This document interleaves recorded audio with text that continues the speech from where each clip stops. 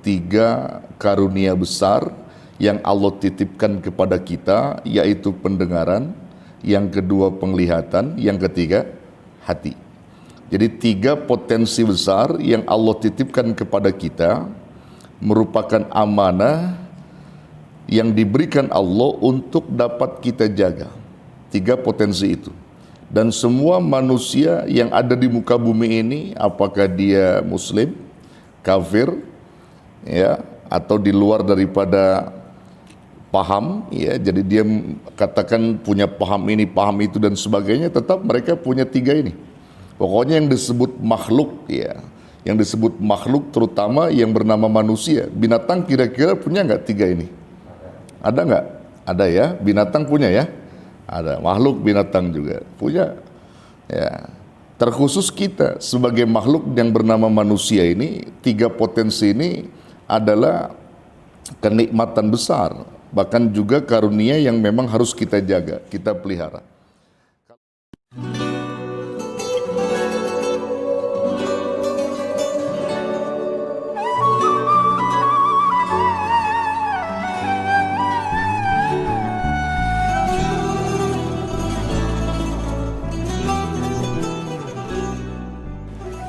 Assalamualaikum warahmatullahi wabarakatuh. Bismillah, alhamdulillah, wassalatu wassalamu ala rasulillah wa ala alihi wa sahbihi wa man tabi'ah wa nasarahu wa walah wa la hawla wa la quwwata illa billah wa ba'du fayaqulullahu subhanahu wa ta'ala bi muhkami tanzilih wa huwa a'lamu bi muradih. Qalu subhanaka la ilma lana illa ma 'allamtana innaka antal alimul hakim. Nawaitu at-ta'alluma wat ta'lim wat tadhakkur wat tazkir wan naf'a wal intifa' wal ifadata wal istifadah wal hassa 'ala tamassuki bi kitabillah wa sunnati rasulih wad du'a ila al-huda wad dilalata 'ala al-khair ibtigha'a wajhillahi wa mardatihi wa qurbihi wa sawabih. Al-Fatihah. A'udzu billahi minasy syaithanir rajim. Bismillahirrahmanirrahim. Alhamdulillahi rabbil alamin arrahmanir rahim maliki yaumiddin. Iyyaka na'budu wa iyyaka nasta'in. Ihdinas siratal mustaqim, siratal ladzina an'amta 'alaihim ghairil maghdubi 'alaihim waladdallin. Amin. Rabbi ighfir lana wa liwalidina amin. Saudara-saudara jamaah Majlis Zikir wa Ta'lim Musalla Asy-Syukur yang saya hormati dan muliakan, segenap jajaran pengurus Musalla Asy-Syukur, Bapak Ustadz Syihabuddin yang saya muliakan, dan semua yang hadir pada pertemuan malam ini, para pencinta ilmu yang insya Allah selalu dirahmati, dimuliakan, dicintai dan diridhai Allah Jalla Jalaluh. Kita bersyukur kepada Allah bahwa di malam ini dengan izinnya serta inayah yang telah dilimpahkan kepada kita, hingga kita mampu berkumpul bersama di majlis Rasul untuk sama-sama mencari, menggali ilmu-ilmu Allah, yang tentunya semua itu untuk bekal kehidupan kita minad dunya ilal akhirah. Saudara, kita lanjut kembali kajian rutin kita. Bahasan kita kali ini kita akan buka tentang tafsir Quran. Tafsir Ibnu Katsir yang saya ambil ini. Nah, kita akan jelaskan tafsir dalam surah An-Nahl ayat 78. Ya, kita akan kupas tafsirnya. Ya, An-Nahl ayat 78. Ayat ini menjelaskan tentang pemberian dan karunia Allah kepada hamba-Nya. Dalam hal ini adalah manusia. Dengan karunia yang Allah titipkan kepada kita, itu sebagai amanah yang mesti kita jaga. yang mesti kita pelihara. Sehingga ketika amanah dan titipan Allah ini berupa karunia yang nanti kita akan sebutkan, bila mana kita menyimpangkannya, maka itu akan memberikan sesuatu yang dapat merugikan kita, bahkan menyengsarakan kita, yang kelak kita akan diminta pertanggungjawabannya di saat berjumpa dengan Allah Subhanahu wa taala. Nah, karena itu, saudara yang dirahmati Allah, karunia atau titipan yang Allah titipkan kepada kita ini seyogianya mesti kita jaga, mesti kita rawat. Kalau gitu apa bunyi ayat dari surah An-Nahl ayat 78 itu? Kita akan buka. A'udzubillahi minasyaitonirrajim. Bismillahirrahmanirrahim. Wallahu akhrajakum min butuni ummahatikum la ta'lamuna syai'a wa ja'ala lakumus sam'a wal absara wal af'ida la'allakum tashkurun. Dan Allah lah yang telah mengeluarkan kalian dari perut ibu kalian. La ta'lamuna syai'a, yang pada saat itu kalian semua tidak mengerti sesuatu apapun. Wa ja'ala lakumus sam'a wal absara wal af'ida. Lalu Allah menciptakan, menjadikan untuk kalian suatu pendengaran, telinga, wal absar, penglihatan, mata, wal af'ida, dan hati. La'allakum tashkurun, agar kalian semua itu bersyukur kepada Allah. Nah, jadi inti poin dari ayat ini adalah 3 karunia besar yang Allah titipkan kepada kita, yaitu pendengaran, yang kedua penglihatan, yang ketiga hati. Jadi 3 potensi besar yang Allah titipkan kepada kita merupakan amanah yang diberikan Allah untuk dapat kita jaga. 3 potensi itu. Dan semua manusia yang ada di muka bumi ini, apakah dia muslim, kafir, ya, atau di luar daripada paham, ya, jadi dia katakan punya paham ini, paham itu dan sebagainya, tetap mereka punya 3 ini. Pokoknya yang disebut makhluk, ya, yang disebut makhluk terutama yang bernama manusia. Binatang kira-kira punya nggak 3 ini? Ada nggak? Ada ya, binatang punya ya. Ada, makhluk binatang juga punya. Ya, terkhusus kita sebagai makhluk yang bernama manusia ini, 3 potensi ini adalah kenikmatan besar, bahkan juga karunia yang memang harus kita jaga, kita pelihara. Kalau kita lihat di dalam keterangan daripada tafsir ini, Asy-Syaikh Profesor Dr. Wahba Az-Zuhaili di dalam satu penafsirannya, beliau seorang ahli fikih, juga termasuk beliau itu ahli hadis dari Suriah. Ya. Asy-Syaikh Wahba Az-Zuhaili menyebutkan bahwa ayat ini, ya, yang dimaksud dengan 3 potensi itu merupakan media dari Allah untuk membuka masuknya ilmu. Maka beliau menyebutkan bahwa 3 media ini, potensi besar ini, beliau sebutkan itu sebagai apa? Ya, miftahul ilm. Kunci-kunci masuknya ilmu itu ada di 3 ini. Ya, ada di 3 ini. Salah satu dari 3 ini, pokoknya di salah satunya 3. Pendengaran, penglihatan, kemudian hati. Nah, saudara-saudara tentu saja paham, ketika Allah menciptakan pendengaran, fungsi pendengaran kita itu untuk apa? Untuk mendengar. Yang mendengar masih bersifat umum, ya. Mendengar apa? Nah, kalau tadi bahasa mendengar sifatnya masih umum, ya. Tapi dikhususkan mendengar apa? Mendengar perintah-perintah Allah, mendengar ayat-ayat Allah, mendengar sesuatu yang baik masuk ke dalam telinga kita. Kemudian mata fungsinya untuk apa? Melihat, umum melihat. Dikhususkan lagi melihat apa yang dimaksudkan Allah? Melihat ayat-ayat Allah, melihat ilmu-ilmu Allah, melihat sesuatu yang baik. Kemudian apa lagi? Hati untuk apa? Ya, untuk merasakan, ya, peka terhadap ayat Allah, peka terhadap sesuatu yang diperintah oleh Allah, peka di dalam kebaikan-kebaikan.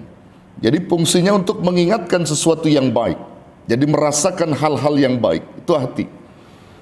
Bukan untuk menyimpan kebencian, bukan untuk menyimpan dendam, bukan untuk menyimpan amarah. Karena itu lepas daripada fungsi hati. Hati yang sesungguhnya dalam ayat ini adalah Allah berikan untuk supaya kita peka terhadap ayat-ayat Allah. Mata pun demikian. Maka wajar kalau dalam surah yang lain seperti Allah firmankan dalam surah apa? Dalam surah Al-A'raf. Di dalam surah Al-A'raf ayat 179 kalau nggak salah. Ayat 179 Allah Subhanahu wa taala firmankan ketika manusia itu tidak lagi mampu memberdayakan daripada 3 potensi besar itu, bahkan dia simpangkan fitrahnya, dia simpangkan penciptaan Allah pada 3 potensi besar itu, maka boleh jadi Allah Subhanahu wa taala akan menempatkan posisi dia ke dalam nerakanya. Sampai Allah firmankan walaqad dzara'na li jahannama katsiran minal jinni wal insi. Dan sungguh kata Allah, kami telah sediakan neraka jahanam atau kami penuhi neraka jahanam itu katsiran, kebanyakan, minal jinni wal insi, dari golongan jin dan manusia. Apa sebabnya? Neraka jahanam itu bisa penuh dengan golongan jin dan manusia. Kenapa mereka bisa memenuhi itu? Itu kan menjadi pertanyaan. Ternyata sabab semua itu adalah lahum qulubun la yafqahuna biha. Mereka adalah orang-orang yang punya hati, namun hatinya tidak pernah peka terhadap sesuatu kebenaran. Hatinya tidak pernah peka terhadap ayat-ayat Allah. Tidak pernah untuk diingatkan kepada ayat Allah. Walahum a'yunul la yubsiruna biha. Dan mereka punya mata, namun matanya tidak digunakan untuk melihat kekuasaan Allah, melihat ayat-ayat Allah. Walahum adhanun la yasma'una biha. Dan mereka punya telinga, namun telinganya tidak pernah digunakan untuk mendengarkan ayat-ayat Allah, mendengarkan suatu kebaikan-kebaikan yang diperintah Allah. Kalau sudah seperti itu apa? Maka mereka diumpamakan oleh Allah, ulaika kal an'am balhum adallun ulaika humul ghafilun. Mereka itu seperti binatang ternak, bahkan lebih rendah daripada binatang ternak. Bahkan mereka itu termasuk orang-orang yang lalai. Saudara yang dirahmati Allah, kalau binatang tadi yang saya bilang punya mata, punya telinga, punya hati.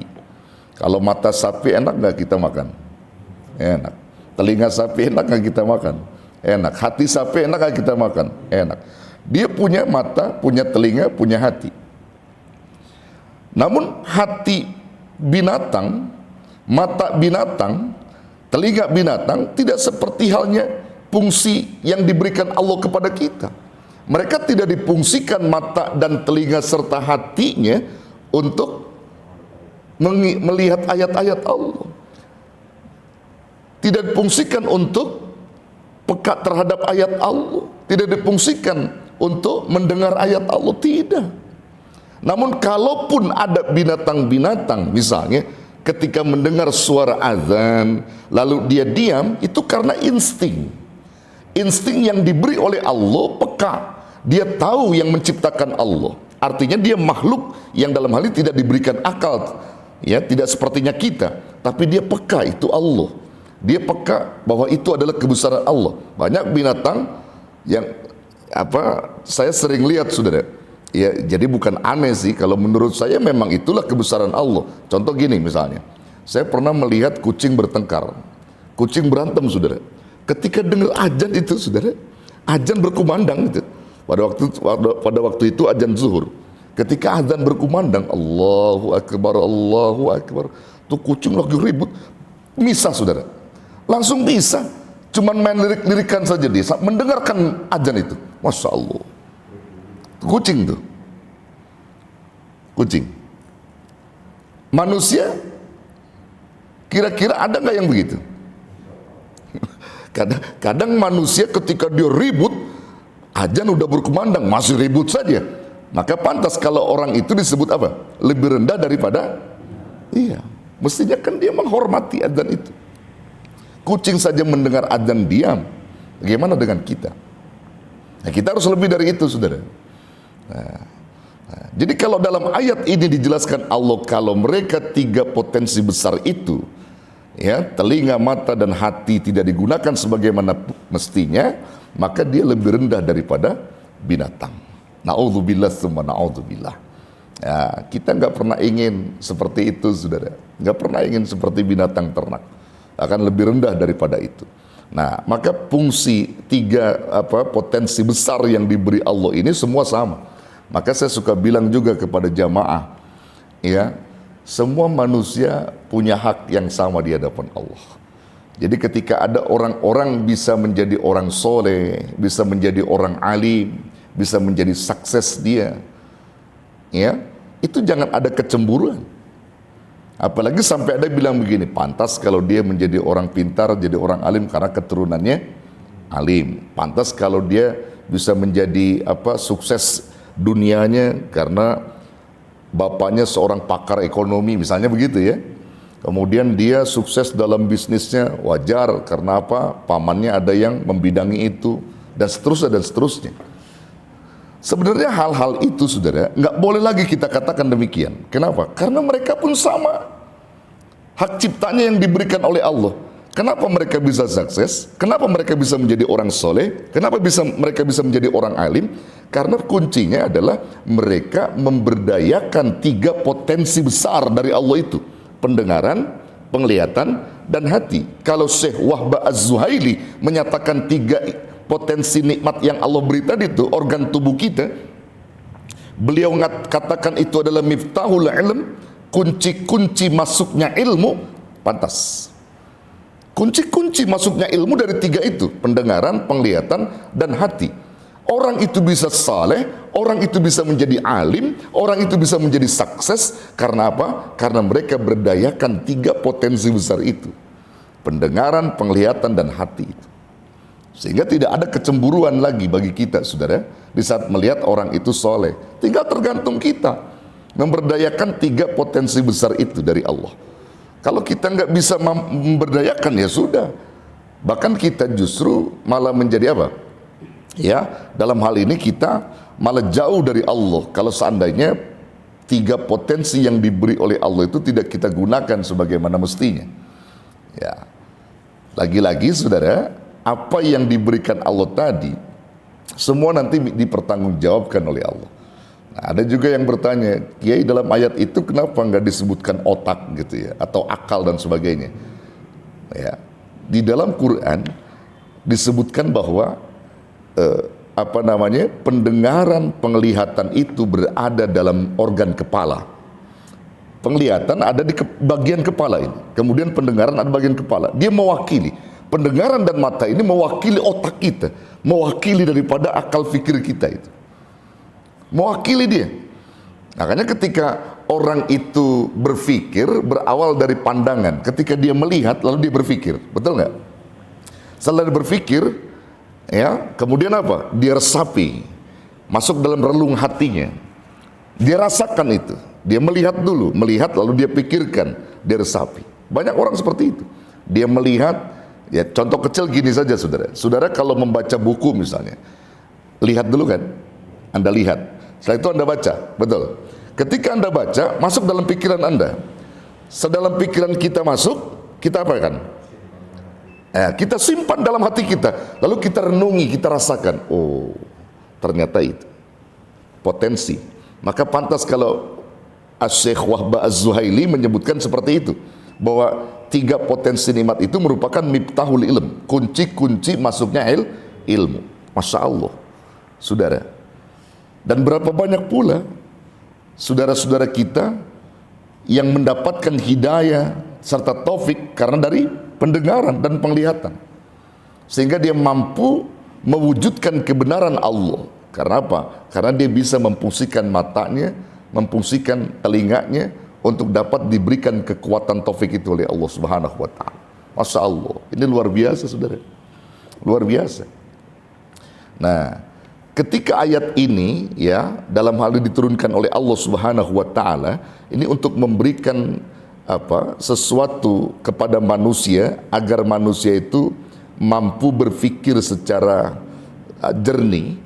Ya, 3 potensi besar itu jangan pernah kita lupakan. Ketika Allah memberi 3 hal ini lalu kita salah gunakan, maka ini akan dipertanggungjawabkan oleh Allah. Akan dipertanggungjawabkan oleh Allah Subhanahu wa taala. Di dalam ayat yang lain Allah Subhanahu wa taala menyebutkan, ya, contoh dalam surah Al-Isra misalnya. Dalam surah Al-Isra ayat 36, ketika Allah sebutkan innas sam'a wal basara wal fuada kullu ulaika kana anhu mas'ula. Sesungguhnya pendengaran, penglihatan, wal fuada dan hati, kullu ulaika, semua itu kana anhu mas'ula, adalah akan diminta pertanggungjawabannya. Jadi kalau Allah sudah menyebutkan pendengaran, penglihatan, hati akan diminta pertanggungjawaban, karena 3 hal itulah yang masuk semua ilmu dari situ, maka diminta pertanggungjawabannya. Kalau kita salah gunakan 3 hal itu, maka bertanggung jawab kita di hadapan Allah. Tanganmu, pendengaranmu waktu di dunia untuk apa kau dengarkan, matamu untuk apa kau pergunakan, hatimu untuk apa kau pergunakan. Ini semua dipertanyakan oleh Allah Subhanahu wa taala. Dipertanyakan saudara. Kalau mata kita gunakan dengan benar, dengan baik sebagaimana fitrahnya, nah itu menjadi kenikmatan besar bagi kita di saat kita berjumpa dengan Allah. Pendengaran kita pun sama seperti itu. Nah, saudara-saudara jangan mengira bahwa di kalangan para sahabat-sahabat Nabi itu, ya, mereka bisa menjadi orang-orang soleh karena lantaran 3 itu. Mereka bisa mengikuti ajaran Rasulullah karena 3 hal itu. 3 hal itu mereka berdayakan. Perkara dia menjadi soleh, kemudian lalu dia, adakah orang-orang soleh pada masa itu? Katakan sahabat-sahabat Nabi terjadi keributan antar kawan gitu. Ada, saudara. Di antara sahabat juga banyak yang terjadi berselisih paham, banyak.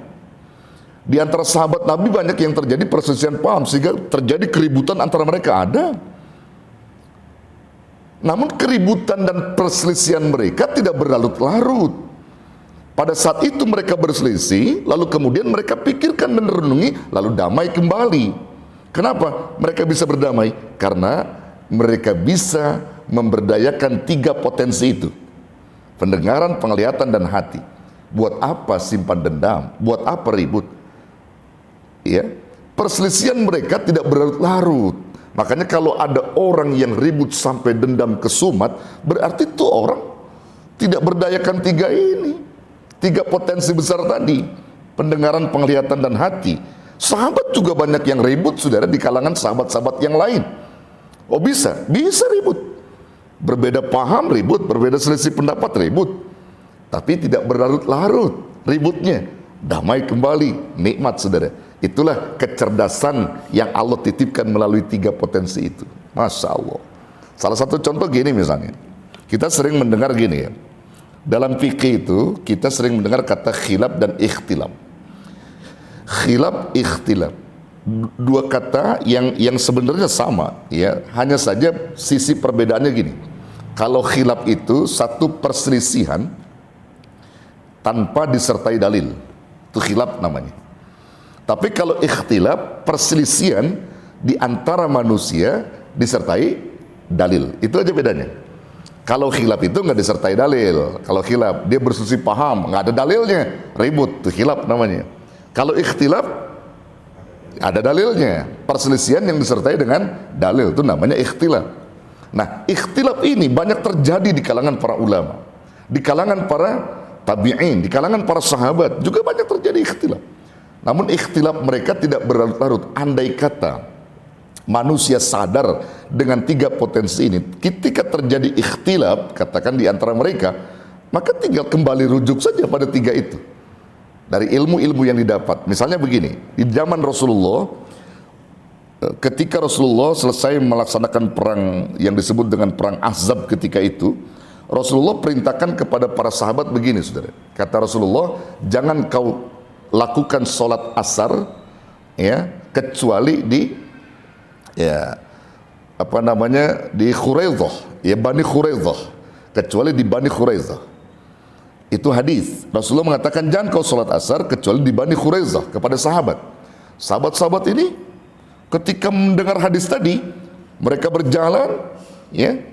Sebelum sampai Bani Khuraidah, ternyata udah masuk asar, saudara. Sudah masuk waktu asar, sehingga banyak di kalangan sahabat sebagiannya melaksanakan sholat asar di situ sebelum sampai ke Bani Khuraidah. Sahabat yang sebagian lagi bertahan, tidak, saya harus mendengar perkataan Rasulullah, dan ini menentang Rasulullah kalau seandainya kita sholat juga walaupun udah masuk waktu asar. Saya tunggu. Nah, sebagian lagi sholat asarnya di mana? Di Bani Khuraidah. Nah, ketika terjadi perselisihan paham, saudara, ini ribut nih, di kalangan sahabat ribut nih. Kamu nggak mendengar Rasul, mengingkari Rasulullah. Tidak, ini udah waktu masuk asar. Aku khawatir kalau nanti hilang asar sampai sana. Aku kerjakan di sini, sebagian kerjakan. Ya sudah, ributlah, pokoknya ribut. Tapi mereka berpikir lagi, nanti kita akan tanyakan Rasulullah SAW. Ketika dia bertanya dengan Rasulullah, kembalinya mereka dilaporkan begini, ya Rasulullah. Rasulullah tersenyum. Ketika Rasulullah tersenyum, lalu membenarkan keduanya. Membenarkan keduanya. Di sini kalau kita mau pahami, saudara, Rasulullah menguji 3 potensi itu. Rasulullah lagi menguji 3 potensi besar yang diberi oleh Allah. Apa itu? Pendengaran, penglihatan, dan hati para sahabat. Bagaimana mereka menelaah tentang apa yang disampaikan Rasulullah. Ternyata keduanya dibenarkan Rasulullah SAW ketika kelompok yang pertama tadi mengerjakan asar, ya, sebelum di Bani Khuraidah, bukan ngelawan hadis, bukan ngelawan apa namanya, himbauan Rasulullah, tidak. Mereka memahaminya dari makna hadis itu, dari makna hadis itu. Makna hadis di situ boleh, makna hadis sekalipun belum sampai ke Bani Khuraidah, kalau waktunya sudah masuk ya sholat, kan gitu. Nah, Rasulullah kan tidak mengatakan kalau sudah masuk waktu sholat, kan gitu, enggak mengatakan demikian. Rasulullah hanya mengatakan kamu jangan sholat asar, ya, kecuali di Bani Khuraidah, kan begitu. Enggak menyatakan waktu dan sebagainya. Nah, sahabat ini memahami makna hadis seperti itu. Kalau masuk waktu sholat, ya sholat saja sebelum Bani Khuraidah. Nah, sementara para sahabat yang mengerjakan sholat di Bani Khuraidah, dia memahaminya melalui tekstual, ya. Sehingga 3 potensi besar dari Allah tadi itu seperti apa? Pendengaran, penglihatan, dan hati, dia pahami secara teks saja, secara teks begitu. Kalau yang tadi lebih dalam lagi memahami makna hadis itu. Nah, kedua-duanya benar. Nah, ternyata Rasulullah membenarkan keduanya. Ini kan luar biasa, saudara. Andai kata dari hadis itu, saudara, dari hadis itu deh, kita akan bisa pahami bahwa disitulah pentingnya ukhuwah Islamiyah, persaudaraan sesama Muslim. Disitulah makna hadis al-muslimu akhul muslim. Kenapa Muslim harus ribut dengan Muslim lainnya? Ya, kenapa? Kalau Muslim lainnya ribut dengan Muslim lainnya, lalu sampai berbulan-bulan, bahkan bertahun-tahun, bahkan sampai mati mereka ribut, dendam kesumat antara mereka, berarti itu orang tidak berdaya, tidak memberdayakan 3 potensi besar yang diberi oleh Allah Subhanahu wa Ta'ala: pendengaran, penglihatan, dan hati. Tapi sahabat-sahabat Nabi cerdas, mereka memberdayakan 3 potensi ini. Kita akan paham disitulah akhul muslim. Al-muslimu akhul muslim. Muslim saudara sesama Muslim. Nikmat. Andai kata kita terjadi ikhtilaf, jangan ribut, saudara. Betul? Yang satu kunut, yang satu enggak kunut, jangan ribut. Ayo kita pahami makna hadis yang mengatakan ada kunut, makna hadis yang menyatakan tidak ada kunut, misalnya begitu, ya. Ya, kita pahami bareng-bareng. Ambil kecerdasan kita. Jangan satu ribut. Misalnya, yang satu pakai tahlil, yang satu enggak pakai tahlil, ribut. Kenapa harus ribut? Yang satu bikin maulid, yang satu nggak bikin maulid, kemudian ribut. Ada apa ribut? Ayo kita berdayakan 3 potensi ini. pendengaran, penglihatan dan hati kita berdayakan dari Allah ini. Kenapa harus ribut? Sehingga sampai menyalah-nyalakan yang lain, bahkan mengkafirkan yang lain. Masya Allah, ini kan terlalu apa namanya saudara ya? Ya tidak logis lah. Kalau kita sebagai umat Rasulullah tidak begitu. Ya, persoalannya gini saudara, kebanyakan kita itu karena apa? Ada penyusup-penyusup yang mengadu ini, mengadu itu dan sebagainya. Lalu kemudian kita tidak bisa menerima dengan apa namanya istilahnya. Kita nggak mampu dalam hal ini ketika ada penyusup yang masuk begini kemudian sudah apa namanya kita mengambilnya mentah-mentah saja. Kita nggak teliti lebih dalam lagi. Kita tuh pengen diadu domba saudara, supaya Islam ini pada bubar, pada buyar. Karena masalah-masalah ikhtilaf aja pada ribut kan gitu saudara ya. Iya, saya kira ambillah kecerdasan kita. Itu tadi yang saya bilang, 3 potensi besar yang diberi oleh Allah itu berdayakan. Nah, jadi saudara yang dirahmati Allah, saya katakan sekali lagi, sahabat-sahabat Nabi bukan berarti mereka tidak pernah ribut juga. Mereka ribut juga, persisan tentang paham dan sebagainya ribut. Tapi mereka tidak pernah berlarut-larut ributnya. Contoh lain apa? Ketika Rasulullah SAW beliau wafat, saudara, ketika wafat itu juga ribut mereka. Ribut dalam apa? Proses penguburan Rasulullah, ribut mereka, saudara. Ada sahabat yang mengatakan kubur saja di Masjid Nabawi katanya. Ada lagi di makam Baqi bersama sahabat-sahabat Nabi katanya. Ributlah pokoknya. Ya. Menjadi penengah Abu Bakar As-Siddiq. Kata Abu Bakar, aku pernah mendengar Rasulullah Sallallahu Alaihi Wasallam bersabda bahwa kata Rasul, tidaklah seorang Nabi ketika beliau wafat kecuali dikuburkan di tempat dia wafat itu. Maksudnya pada tempat di wafat itu, di mana? Ketika Rasul wafatnya di tempat tidur itu, maka di bawah tidur digali itu. Maka digalinya kubur di bawah tidur Rasulullah Sallallahu Alaihi Wasallam yang sekarang tuh di Madinah. Ya Masjid Nabawi itu tempat tidur Rasulullah itu Pak, di bawahnya digali. Nah baru nggak ribut lagi. Artinya, kalaupun terjadi itu, ya mereka itu nggak berlarut-larut gitu. Bahkan di kalangan sahabat juga masih banyak yang apa namanya menerima dan juga apa menyadari tentang fatwa-fatwa orang tua saudara, orang yang berilmu, mendengar dia. Kalau kita kan kagak, yang masih muda-muda baru bisa baca ayat 2 hadis aja udah belagu bener, merasa paling pintar gitu. Ada ulama yang wara, yang bisa menelaah itu, yang bisa memahami itu, dia nggak dengar lagi. Kalau sahabat dulu siapa yang dituakan? Abu Bakar As-Siddiq, didengar oleh dia. Kalau orang-orang sekarang nggak begitu, saudara. Udah ditengahin oleh ulama yang wara misalnya, ulama yang berpotensi dalam bidang ilmu yang apa namanya memiliki ilmu yang luas, tapi mereka nggak mau dengar itu. Mereka tetap berhujah, ya. Nah, jadi lagi-lagi saudara saya kira inilah potensi besar, satu karunia nikmat dari Allah melalui surah An-Nahl ayat 78 ini yang memberikan solusi kepada kita di dalam kebaikan dan kebenaran Allah. Kita bisa menjadi orang soleh karena 3 potensi itu. Ya, kita bisa menjadi orang alim karena 3 potensi besar itu. Kita bisa melakukan yang terbaik karena 3 potensi besar itu. Dan kita juga bisa menjadi orang-orang yang dimurkai Allah karena 3 potensi besar itu yang mereka tidak berdayakan. Mereka tidak gunakan sebagaimana mestinya. Maka itu jangan sampai kita nih orang-orang yang sudah Allah anugerahkan amanah melalui 3 pemberian itu lalu kemudian kita abaikan. Jangan sampai. Kita jaga semua 3 pemberian tadi untuk bisa diridhoi oleh Allah Subhanahu wa taala. Insya Allah. Baik saudara, saya kira ini yang dapat disampaikan. Mudah-mudahan sekelumit ini memberikan manfaat dan berkah buat kita. Nanti pada pertemuan berikutnya kita akan lanjut kembali, ya insyaallah. Wallahu a'lam bishawab. Hadanallahu wa iyyakum ajmain. Wallahu muwaffiq ila aqwamit thoriq. Wassalamualaikum warahmatullahi wabarakatuh.